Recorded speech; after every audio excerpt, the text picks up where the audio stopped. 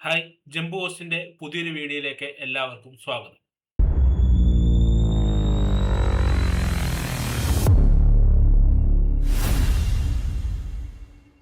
ഇന്നത്തെ വീഡിയോയിൽ നമ്മൾ ഡിസ്കസ് ചെയ്യാൻ പോകുന്നത് നമ്മുടെ സർവർ അഡ്മിനിസ്ട്രേഷൻ എന്ന് പറയുന്ന കോഴ്സിന്റെ രണ്ടാമത്തെ ക്ലാസ് ആണ്.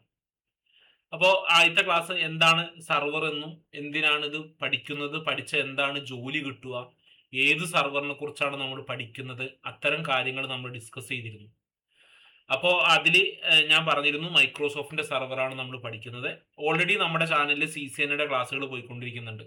അപ്പോൾ അത് പഠിക്കുന്നവർ അതിൻ്റെ ഒപ്പം ഇതുകൂടി പഠിച്ചാൽ നിങ്ങൾക്ക് അത്യാവശ്യം നല്ലൊരു കരിയർ ഗ്രോത്ത് ഉണ്ടാക്കാൻ, ഒരു IT കരിയർ ബിൽഡ് ചെയ്യാൻ ആഗ്രഹിക്കുന്നവരാണ് നിങ്ങളെങ്കിൽ നിങ്ങൾക്ക് ഈ ഒരു കോഴ്സ് കൂടി ഉപകാരപ്പെടും എന്നുള്ളത് കൊണ്ടാണ് ഞാൻ ഈ ഒരു കോഴ്സ് കൂടി അതിൻ്റെ ഒപ്പം തന്നെ പാരലായിട്ട് സ്റ്റാർട്ട് ചെയ്തത്.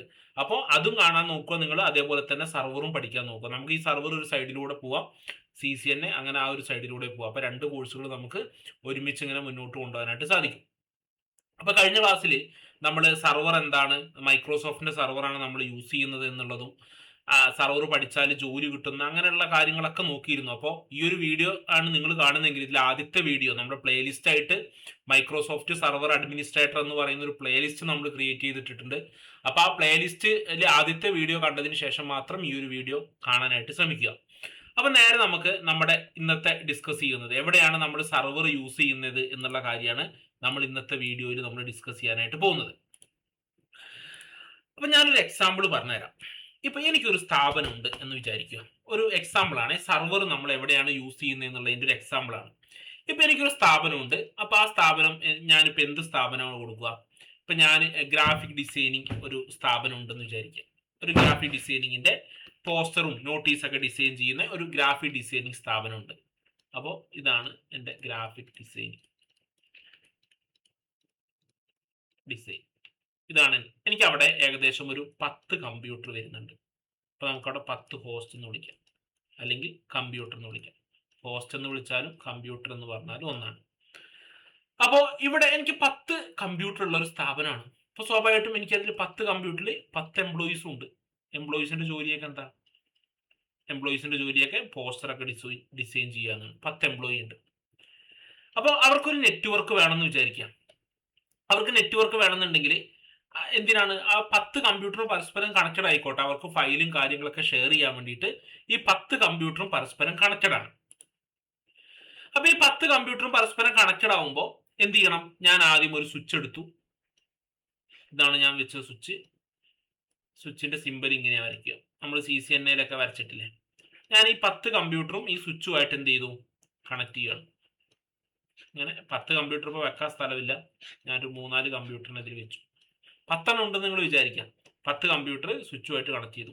10 എണ്ണത്തിന് IP കൊടുത്തു. 10.0.0.1, ഇതിന് 10.0.0.2, ഇതിന് 10.0.0.3, ഇതിന് 10.0.0.4 അങ്ങനെ കൊടുത്തു.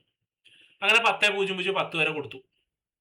അപ്പൊ ഇവർക്ക് എല്ലാവർക്കും ഫയലും കാര്യങ്ങളൊക്കെ ഷെയർ ചെയ്യാൻ പറ്റും അല്ലെ?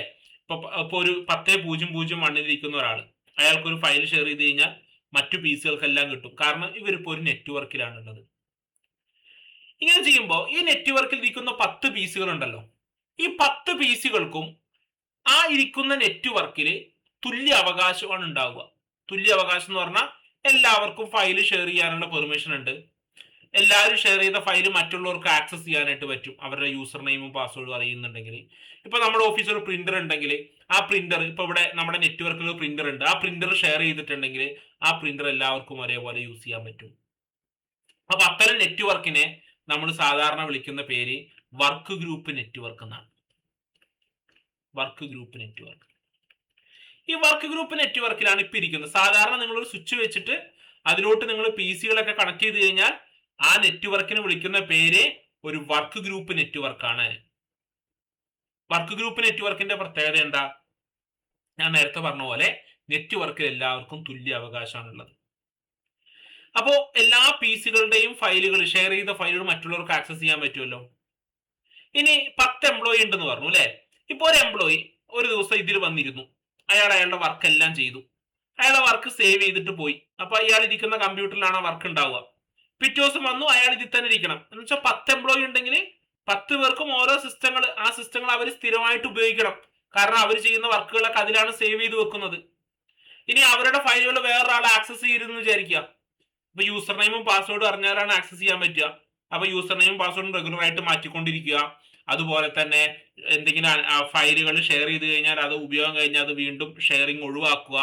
അങ്ങനെ ആ യൂസർ ഇപ്പോ ഈ PC1 ഇത് PC1 ആണെങ്കിൽ PC1 ഒരു യൂസർ ഇരിക്കുന്നുണ്ടെങ്കിൽ ആ PCയുടെ എല്ലാവിധ സെക്യൂരിറ്റിയും ഫയലുകളുടെ കാര്യങ്ങളും എല്ലാം ആര് തന്നെ നോക്കണം? PC1 ഏത് എംപ്ലോയി ആണ് ഇരിക്കുന്നത് അവർ നോക്കണം. അതേപോലെ തന്നെയാണ് PC2, PC3, PC4 അങ്ങനെ PC10 വരെ ഉണ്ടെങ്കിൽ എല്ലാവരുടെയും കാര്യങ്ങൾ അവരവർ നോക്കണം. അപ്പൊ ഇതൊരു വർക്ക് ഗ്രൂപ്പ് നെറ്റ്വർക്കാ, എല്ലാവർക്കും തുല്യ അവകാശമുള്ള നെറ്റ്വർക്കാ. ഇപ്പൊ ഒരു ദിവസം വന്നിട്ട് PC1 കമ്പ്യൂട്ടറിന്റെ ഹാർഡ് ഡിസ്ക് ഡാമേജ് ആയി. PC1 ഇരിക്കുന്ന ഡാറ്റകളൊക്കെ സ്വാഭാവികമായിട്ടും പോകും. കാരണം ആ ഡാറ്റകളെല്ലാം അതിന്റെ ഹാർഡ് ഡിസ്കിലായിരുന്നു. ആ ഹാർഡ് ഡിസ്കാണ് കേടായത്. ആ യൂസറിന്റെ എല്ലാ ഡാറ്റകളും പോകും. കാരണം അതത് PCകളുടെ ഡാറ്റകൾ അതത് PCകളിലാണ് സ്റ്റോർ ആവുക. ഇത്തരം നെറ്റ്വർക്ക് വർക്ക് ഗ്രൂപ്പ് നെറ്റ്വർക്കാ. ഇതിനങ്ങനെ പ്രത്യേകിച്ച് ഒരു സെക്യൂരിറ്റിയോ കാര്യങ്ങളൊന്നുമില്ല. പ്രത്യേകിച്ച് ഡാറ്റ സ്റ്റോർ ചെയ്യാൻ സ്ഥലങ്ങളൊന്നുമില്ല. എല്ലാതും അതത് PCകളിലാണ് സെറ്റ് ചെയ്യുക. ഇങ്ങനെ സെറ്റ് ചെയ്ത് കഴിഞ്ഞാൽ വർക്ക് ഗ്രൂപ്പ് നെറ്റ്വർക്ക് എന്ന് വിളിക്കുക. രണ്ടാമതൊരു നെറ്റ്വർക്ക് ഉണ്ട്, ഡൊമൈൻ ബേസ്ഡ് നെറ്റ്വർക്ക്. അതാണ് നമ്മൾ ഈ സർവറിൽ പഠിക്കുന്നത്. ഡൊമൈൻ ബേസ്ഡ് നെറ്റ്വർക്ക് എന്ന് വിളിക്കും. ഡൊമൈൻ ബേസ്ഡ് നെറ്റ്വർക്കിന്റെ പ്രത്യേകത എന്താ? നമ്മൾ ഇവിടെ ഈ നെറ്റ്വർക്കിലോട്ട് ഒരു സർവർ സിസ്റ്റത്തെ ആഡ് ചെയ്തു. സർവർ എന്താണ്? Server computer. ഇതൊരു കമ്പ്യൂട്ടർ തന്നെയാട്ടോ, പക്ഷെ ഇതില് സർവർ OS ആയിരിക്കും ഇൻസ്റ്റാൾ ചെയ്തിട്ടുണ്ടാവുക. അതിനെ കുറിച്ചൊക്കെ നമുക്ക് വിശദമായിട്ട് പഠിക്കാം. ഒരു പ്രത്യേക ഓപ്പറേറ്റിംഗ് സിസ്റ്റം, മൈക്രോസോഫ്റ്റിന്റെ 10ഉം 11 അല്ല, ഒരു പ്രത്യേക ഓപ്പറേറ്റിംഗ് സർവർ OS ആണ് ഇൻസ്റ്റാൾ ചെയ്തിട്ടുണ്ടാവുക. വിൻഡോസ് സർവർ എന്ന് വിളിക്കുക.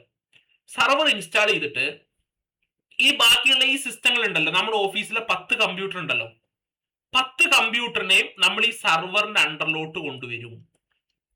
സർവറിന്റെ അണ്ടറിലോട്ട് കൊണ്ടുവന്നാൽ ആ നെറ്റ്വർക്കിനെ വിളിക്കുന്ന പേര് ഡൊമൈൻ ബേസ്ഡ് നെറ്റ്വർക്ക് ആണ്. അപ്പൊ എന്താണ് ഡൊമൈൻ ബേസ്ഡ് നെറ്റ്വർക്ക്?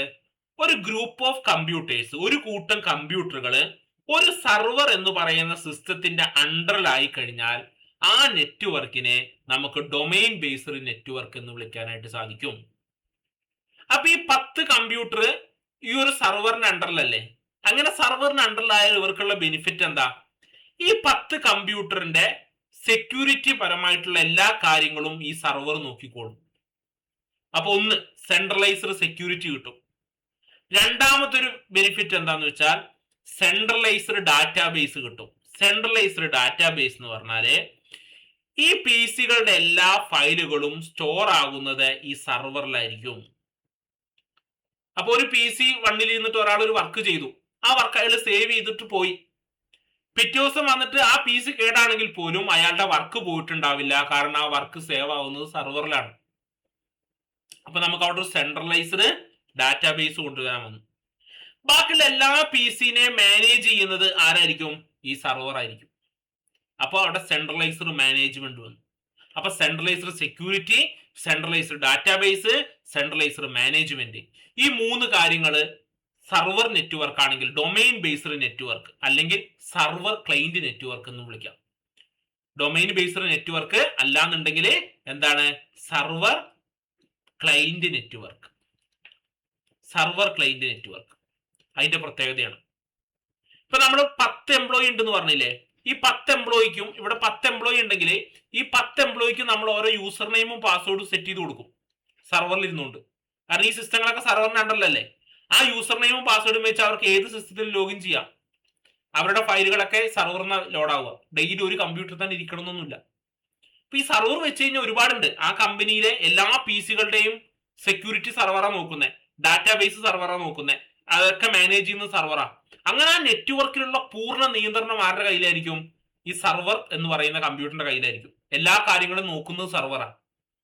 അപ്പോ ആ സർവർ എങ്ങനെ മാനേജ് ചെയ്യാം? ആ സർവറിനെ മാനേജ് ചെയ്യലാണ് ആരുടെ ജോലി? ഒരു സർവർ അഡ്മിനിസ്ട്രേറ്ററിന്റെ ജോലി എന്ന് പറയുന്നത്.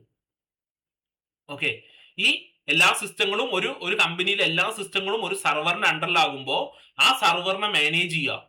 ആ സർവറിൽ ഇരുന്നിട്ടാണ് ബാക്കിയുള്ള എല്ലാവർക്കും ചെയ്യുക. ഇപ്പൊ സർവറുമായിട്ടുള്ള കണക്ഷൻ ഒരു സിസ്റ്റത്തിന് കിട്ടുന്നില്ലെങ്കിൽ ഒരു എംപ്ലോയീസിന് അതിൽ ലോഗിൻ ചെയ്യാൻ പോലും പറ്റില്ല. കാരണം ആ എംപ്ലോയീസിന്റെ യൂസർ നെയിമും പാസ്വേഡും എവിടെയാണ്? സർവറിലാണ് ഇരിക്കുന്നത്.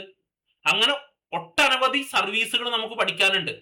അപ്പൊ ഒരു കമ്പനിയിൽ സർവർ മെയിൻറ്റെയിൻ ചെയ്ത് കൊണ്ടുപോയില്ലെങ്കിൽ, സർവറിന് ഡാമേജ് സംഭവിച്ചു കഴിഞ്ഞാൽ ഈ ഡാറ്റകൾ മൊത്തം പോവാണ്. സർവർ കൊണ്ടുവരുന്ന എന്തിനാന്ന് മനസ്സിലായില്ലേ? സർവർ വെക്കുന്ന എന്തിനാ? ഈ നെറ്റ്വർക്കിന് സെക്യൂരിറ്റി ഉണ്ടാവാനും നെറ്റ്വർക്കിലെ ഡാറ്റകളെല്ലാം ഒരു സ്ഥലത്ത് കേന്ദ്രീകരിക്കാനുമാണ് അല്ലെ? ഇതിനൊക്കെ മാനേജ് ചെയ്യാനൊക്കെ എളുപ്പത്തിന് വേണ്ടിയിട്ടാണ് സർവറിന് വെക്കുന്നത്. സർവർ പ്രോപ്പറായിട്ട് നമ്മൾ മെയിൻറ്റെയിൻ ചെയ്തില്ലെങ്കിലോ? സർവർ പ്രോപ്പറായിട്ട് മെയിൻറ്റെയിൻ ചെയ്തില്ലെങ്കിൽ അതിലെ ഡാറ്റ ലോസ് ആയി നോക്കുക, കമ്പനിയിലെ ഡാറ്റകൾ മൊത്തം പോയി അല്ലേ? അപ്പോൾ ഒരു സർവർ അഡ്മിന്റെ ജോലി വളരെയധികം ബുദ്ധിമുട്ട് നിറഞ്ഞാണെന്ന് ചോദിച്ചു കഴിഞ്ഞാൽ വളരെയധികം റിസ്ക് ഉള്ളതാണ്. റിസ്ക് എന്ന് പറഞ്ഞാൽ ഈ സർവറിന് ഇവന് ഡെയിലി ഷെഡ്യൂൾ ഉണ്ടാവും. സർവറിന്റെ ബാക്കപ്പ് എടുക്കണം, സർവറിലെ ഡാറ്റകളെ നോക്കണം, അങ്ങനെയുള്ള പല കാര്യം, സർവറിലെ മറ്റ് സിസ്റ്റങ്ങളെ മാനേജ് ചെയ്യണം. ആ കാര്യങ്ങളൊക്കെ റെഗുലർ ആയിട്ട് ചെയ്യുക. അതാണ് സർവർ അഡ്മിന്റെ ജോലി. ഈ സർവറിനെ മാനേജ് ചെയ്യാൻ പഠിക്കണ്ടേ? സർവറിനെ കുറിച്ച് പഠിക്കണമല്ലോ. ആ പഠനത്തിനുള്ള കോഴ്സാണ് മൈക്രോസോഫ്റ്റിന്റെ സർവർ അഡ്മിനിസ്ട്രേഷൻ. അത് പഠിച്ചാൽ ഒരു കമ്പനിയിൽ സർവർ ഉണ്ടെങ്കിൽ ആ സർവറിനെ മാനേജ് ചെയ്യുക, ആ സർവറിൽ ഇരുന്നിട്ട് എന്തെല്ലാം കാര്യങ്ങൾ ക്ലയന്റുകൾക്ക് കൊടുക്കാൻ പറ്റും, ആ സർവർ എങ്ങനെയാണ്, സർവർ OS ആണ്. ഒരു വിൻഡോസ് 10 11 പോലെ ഒരു സർവറിന്റെ OS ആണ് അതിലുള്ളത് മൈക്രോസോഫ്റ്റിന്റെ. ആ OS എങ്ങനെയാണ് മെയിൻറ്റെയിൻ ചെയ്ത് കൊണ്ടുപോവുക, എന്തൊക്കെ സർവീസുകൾ കൊടുക്കാൻ പറ്റും. ഞാനിപ്പോ ഈ പറഞ്ഞ കാര്യങ്ങളില്ലേ, ഒട്ടനവധി സർവീസുകൾ കൊടുക്കാൻ പറ്റും. അപ്പൊ ഒരു എക്സാമ്പിൾ പറഞ്ഞാൽ, നമ്മുടെ നെറ്റ്വർക്കിൽ ഒരു പെൻഡ്രൈവ് കുത്തിയിട്ട് നിങ്ങൾക്ക് എന്തെങ്കിലും നോക്കണം എന്നുണ്ടെങ്കിൽ അടക്കം നിങ്ങൾക്ക് സർവറിന്റെ പെർമിഷൻ വേണം.